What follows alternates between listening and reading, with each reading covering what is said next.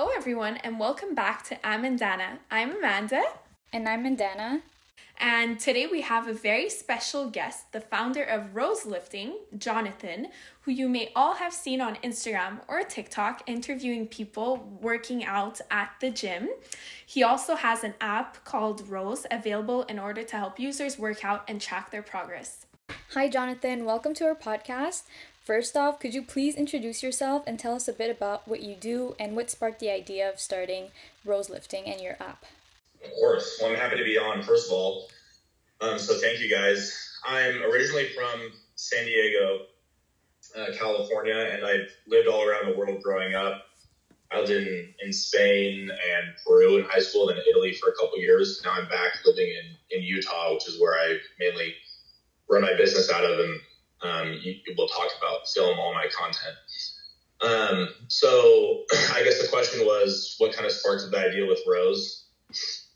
Okay, so I think I studied it at university, data science and statistics, and so I was originally going to go into more of that field, but I'd always wanted to, the idea of starting my own business was attractive to me, and especially the idea of, I guess, maybe more of insecurities. I would see people that I thought were very successful, and most of them I felt like were entrepreneurs or had created something on their own. And I thought that was really cool, and I wanted to do that. And so the thought that I would go into, the statistics industry or into data science and maybe get a good job, but not actually create something on my own, or maybe make a good salary, but not really succeed or excel in creating something big. That idea that I'd be 50 or 60 and not have done anything else really annoys me. And I feel like I wouldn't have hit my potential if I got to that point and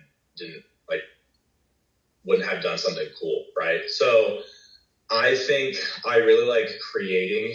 I think the concept of starting your own business and kind of creating something from scratch is really appealing to me. And so that's how, at least I kind of define my version of success. Obviously people have different versions, and that's fine. Not everyone wants to go start a different business, but that was my version. And so, yeah, I just want to do that, at least try. Because the thought of not having at least try to do that would just annoy me a lot if I did something else, never try to start my own thing. So I guess that kind of answers the question of kind of why I wanted to start my own business. With Rose, it kind of just developed over time. Originally, I wanted to come up with an app that was just a social media where to actually be friends with someone, you needed to tap your phones together, because social media is, I don't know, a lot of people think it's fake. If you've heard of Be Real, that company is trying to make it a little more authentic. And so kind of going on that idea, I was like, well, maybe to be friends with someone, you actually have to meet in person or tap your phones together. And then maybe your best friends are the people that your phones can detect when you're together the longest, right? And those are actually your best friends. So you actually have to hang out with people, right? You can't just have fake friends online that you've never met before. And so that was the original idea. But with that, there are some drawbacks with some technology with Apple that they were kind of against using NFC or RFID, which is a technology to communicate phone to phone. But also we'd be competing against Facebook and Snapchat and all these other powerhouses, and you just lose in that situation. And so I thought I'd want to capture a more specific or niche market. And I was really into the gym and lifting and fitness. And so, okay, why not do that idea, but in the fitness industry? And then obviously that idea was scrapped. And so then the app, as with most businesses, pivot and slowly morph into what it was maybe at conception to what it becomes, which is something a little bit different. So now my main business is the app and source of revenue. So it's like a Strava, if you've heard of Strava, which is the running app that's really popular, where it kind of gamifies running and makes running social, but for lifting. because that doesn't really exist. There are maybe a couple apps and a couple competitors out there that do it, but none have really captured the market like Strava captured the market for runners, right, or cyclists or more endurance sports. So the idea was just to copy Strava's business model because they're a $4 billion company. So if we could be a fraction as successful as Strava, then that would be a good thing. So that's what Rose is. So it's a workout tracking app. And then mainly also it's a social media where you can see your friends' posts, you can see what they did for workouts, their streaks, you can compare your stats. So basically gamifying the gym similar to how Strava did for running. That's really cool. Thanks for sharing. And I was wondering, before we move on to our next question, what sparked the idea of the name and the logo? Yeah, so I wish I had a cool, deep, interesting story, but I don't. I think of Apple, the company, and they're obviously tech, right? But Apple has nothing to do with what they do really, right? And so it's kind of pretty far removed. It's not like Microsoft with software, right? That's kind of more directly tied to what they do. So I just thought that was cool because Rose, the concept of Strava for the gym isn't really a big thing. And so if it were to become its own business and app, it'd be cool to have a name that was unique, similar that Apple did for computers. And so I don't know. So instead of making it you can make it, I don't know, strong or elite fitness or something that's related, I just thought it'd be cool to do something different. And with Rose, I think originally I was playing around with the idea of a gym rat, which is a kind of this term that people give for, dudes that go to the gym, they're gym rats. Yeah. And so I had a rat as the logo. And then I was what if it was wrapped around a rose? That'd be cool. You have an ugly rat that's rose. And people that go to the gym are really we're really weird and romantic in a way and just a little odd or eccentric. And so I thought that was kind of cool. And then I was the rat's stupid. Why not just call it Rose? It was 4 letters. It looked clean.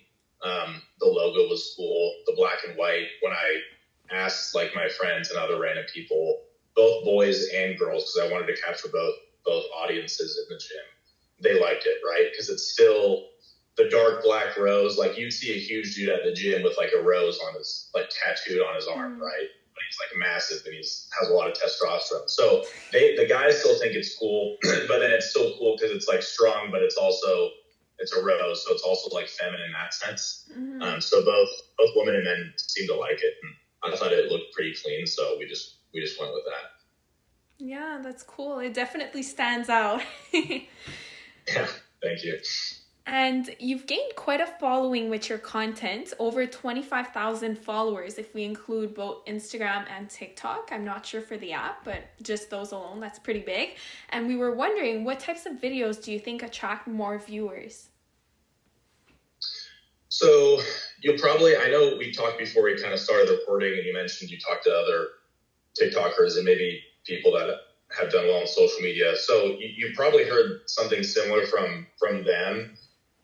It's mainly, obviously things that are controversial, right? So anytime you can, there's a term like rage bait that's going on nowadays, but anytime you post something and there's already controversy about that subject, that obviously helps views and especially engagement.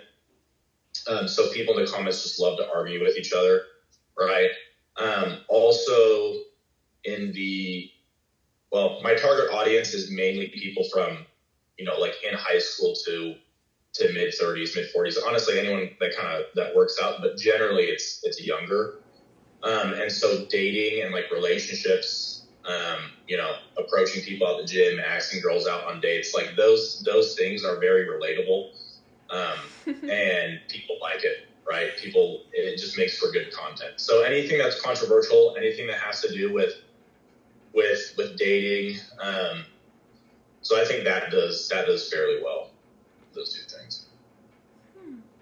And regarding content creating, we learned from our past guests that we've interviewed that consistency is absolutely important. And so we wanted to know, how do you deal with that? How many times per week do you film in order to achieve your goals? And that's assuming sometimes the videos aren't as good as you want them to be. So how do you manage that?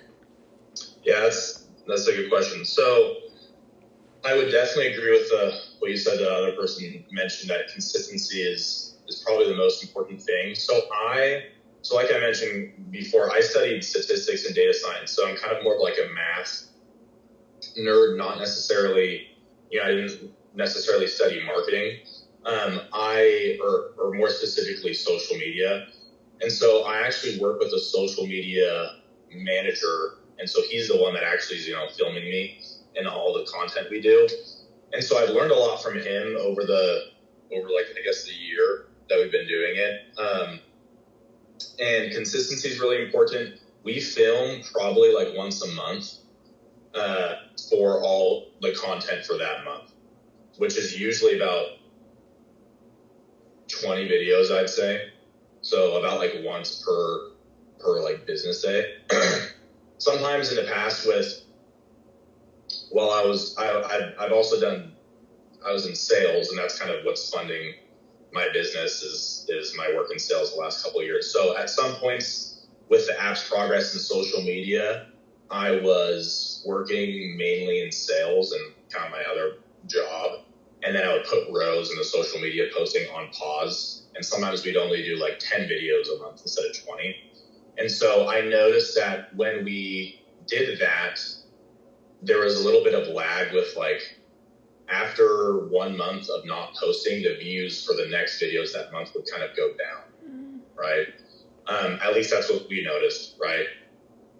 With our content. So to answer the kind of long answer to that question, but yes, consistency is super important, because then once we started posting 20 videos again, like each month, then we saw the views kind of come back and spike up to where they were originally before we kind of put a pause to it. So we film, once a month now. We just come up with the ideas like ahead of time, and we kind of have a notes, like a shared notes. We go and film, and then he edits them, and we kind of look at all the edits together and cut things, add things, decide what to post, and then he posts it every morning, or I guess in the evening, whenever it's optimal. Whenever Instagram tells us to. So it definitely takes a lot of organization skills. And I was wondering, do you ever get any awkward interactions when you approach people and ask them to be a part of your videos? Because you spoke earlier about like the dating content kind of like getting you more views. And I think what sometimes prevents people from going into the type of content creating you do is them being scared of how others might perceive them or react to when they approach these people. Sure, those are pretty valid concerns. I definitely had to swallow my pride when we first started, because the main source of revenue and business is my app, right? And so I was like, you know what, to promote this, like I should get into social media, and that's probably one of the best ways to market it in the long run. So I kind of did it I know a lot of people have aspirations to be, a content creator, and I don't have those. It's still it's still fun to make content and to make people laugh and whatnot. But so I definitely had to swallow my pride doing that and being that guy, because usually before I was the guy just scrolling on Reels and enjoying everyone else doing that, right? But it's a lot different, obviously, when you go and do it yourself. So I definitely had to get over that, and that honestly took about like just one session of filming. Oh wow. The nice thing is in sales, I did while I was in college, and then like a year after college for about 4 or 5 years, I did door-to-door sales. And that just, because I was pretty comfortable from that job, just going up to random people and getting them to like me enough to buy for me right on like on their doorstep. That skill has helped a lot with going and doing interviews. So all I had to do was say, pretend you're just going up to another house to sell them. I sold pest control door to door. And that's kind of what I did. So it was great just kind of having that mental mental switch. And so some people are kind of like you said, not willing to be in the video, which is fine, but actually a lot fewer people than I expected when I first started.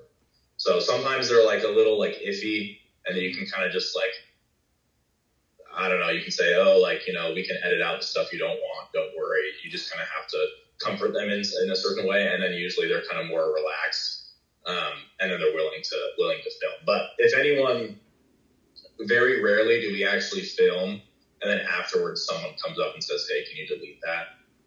If they do, we delete it. And then sometimes we've had it where we post content and then we'll get a DM from someone we've interviewed asking them to take it down. So we always take it down if they ask, but we try to select people ahead of time that we feel like won't do that later on, you know. And so I was wondering regarding interviewing people in person, has it ever happened that someone comes up to you because they recognize you from Instagram or anything like that? Yeah, maybe like probably like 10 times. It's not like a lot over the last like couple months. It's not a huge occurrence, but yeah, especially when I'm wearing like my Rose shirt that I usually wear for the videos, then anytime I go work out at a gym, most people like, actually maybe it happens more than 10 times, but people will come up and be like, oh, are you the dude that does like the videos? They go, yeah. And then they just say, oh, they're like really funny. And I was like, oh, thanks. So I'll get that a lot. And then when I don't wear my Rose shirt, I started to tell that people would just look at me for a long time and just like almost, I don't know how to describe the look, but you can tell they're either like, where have I seen you? Or maybe they recognize me. Right. So that happens a lot more, because I had been working out, and the gyms I film at like are the gyms I usually work out in before I even started the social media.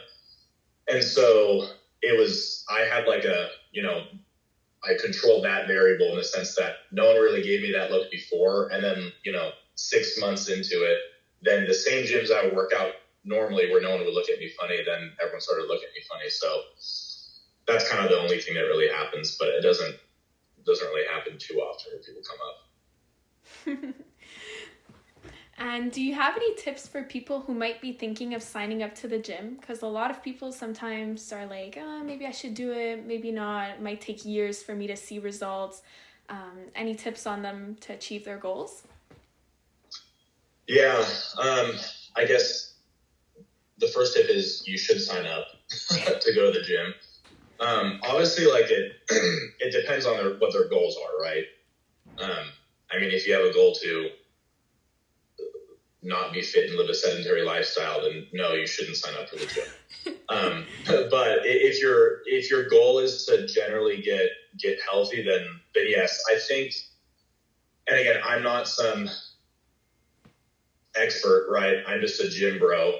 I like to think that my stats degree helps me somewhat see through misinformation and a lot of like articles that I think are false or false claims based on data. But yeah, like historically, a lot of people mainly focused on like cardio and running. And obviously that has a lot of benefits with like your heart health, your cardiovascular, like the strength. And then it obviously burns calories, but resistance training or like lifting weights has so many benefits. And that's more of a recent, in the last couple of years, so many studies have come out about like strength training, resistance training, like going to the gym, that have more benefits than even just doing cardio.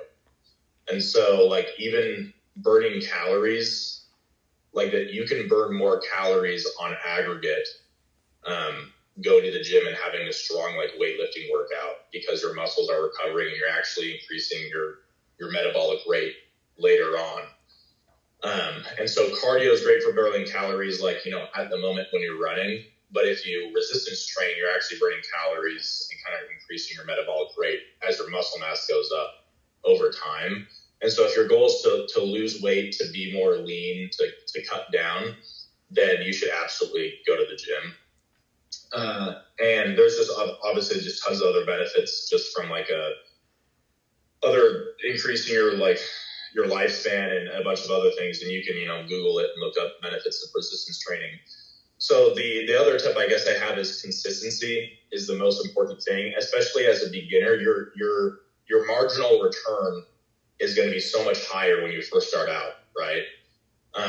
And so from not going to the gym at all to going to the gym even 3 times a week, you're going to see the biggest difference in your physique or your health, maybe compared to someone who's already going to the gym 5 times a week and adds one day or does something a little bit more, right?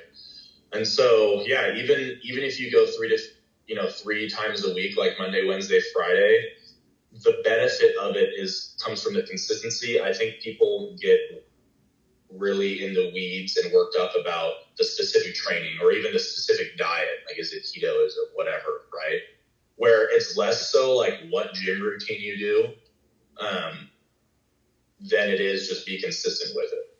And that's where the results come from, is the consistency. So those are my tips and advice. However accurate that is, someone in your comments might correct me. So that's just my opinion. And along the same train of thought, do you have any tips for individuals who might want to start content creating or want to start up a business and are not sure where to begin? Yeah, that's a big question, and it's a good one. As well, for content creation, I wouldn't consider, obviously, I don't have hundreds of thousands of followers, and I work with my social media guy who I think knows more than me. So I don't know how qualified I am to answer that question.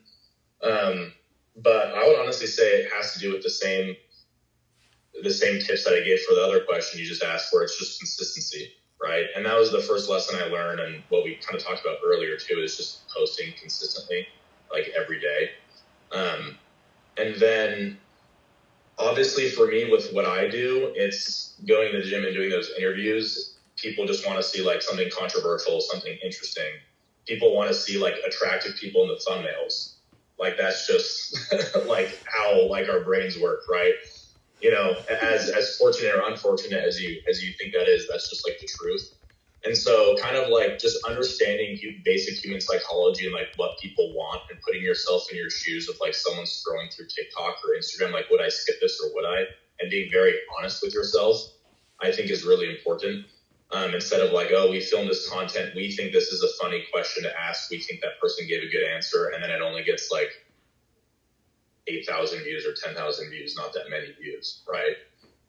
So being honest with yourself. And then in terms of starting a business, that's probably a more broad question, maybe difficult question to answer. I would say that a lot of people, I would say to look at your strengths and kind of what your comparative advantages in the industry. So what do you know a lot about, right? If you started this one business, could anyone else start it with their expertise? And if they could, then maybe maybe that's not something you should do, right? And so kind of knowing, and again, being honest with yourself of where can I actually add value, I think is important. And then also the classic answer of just problem and solution, right? And that kind of came from my experience too with sales, where to sell someone, for someone to buy a product or service from you, the roadmap for that looks like problem, solution, and then you close. And if there's no problem, then no one is willing to buy. As good as you can make your, let's say I sold pest control for 5 years. As good as I can could communicate that my service is high quality and awesome and that it's the best pest control ever, if they don't feel like they have a problem, then they're okay, that's great. If I ever have a problem, I'll let you know. And so with sales, the skill is, can you create a problem? And same thing with business. Are you solving an actual problem, or is this a cool idea that you have, right? And then again, do you have a comparative advantage in that specific field? And so for me, with the comparative advantage, I guess I think that for my app, I actually don't have as strong as the one as I might in other industries, right? So maybe I'm not taking my own advice, but at least I was passionate about the gym, right? It's not like I have a PhD in exercise science and had tons of experience with app development. But I still did it. So maybe I'm not taking my own advice, but I think those two things are pretty important if you want to start your own business. Yeah, definitely. Those are great tips, creating a problem. And before we conclude our episode, I actually have, 2 questions. Do you ever go to the gym and notice people wearing your merch? And also, where can we find you on social media, and where can we find your app? So great question. So on the App Store, if you just search Rose or Rose Lifting, it'll be the second or third one there. I think it's called Rose Lift Track Share. So go ahead and download that on App Store. We're in a couple weeks, it'll actually get a big facelift, so a big update with a lot of new features, and the user interface and user experience will be a lot better. It'll actually look like more of a professional app now. So you can find the App Store or the app on the App Store, and then you can find the merch if you just go to roselifting.com or on our Instagram or TikTok. There's TikTok shop, and there's on Instagram, we have a link to our Shopify, so you can find our merch there. And then, yes, on occasion, I do go to the gym and see people wearing the merch, which is awesome. But usually it's, in Utah at least, it's maybe like a friend of a friend that I maybe already recognize that person wearing it. But then for whatever reason, we have the most shipments to like either Oregon or Colorado. I don't know why people from there are buying all of our merch, but that's where it gets sent. So if I go to the gym there or maybe around the street, who knows? I don't know if they're wearing it just as like streetwear or like their pump cover to the gym, but if I go to Colorado, maybe I'll see or Oregon, some people wearing it too. Who knows? You're probably a micro celebrity there. You might want to take a trip there. Maybe. Yeah, maybe. But thank you so much, Jonathan, for accepting to chat with us today. And I'm sure our listeners could feel your energy and passion for the gym, as well as for content creating and starting up your own business. As for our listeners, I'm Amanda. And I'm Mandana, and we will see you all on our next episode. Thanks for tuning in, and don't forget to stay active and check out Rose Lifting. Bye.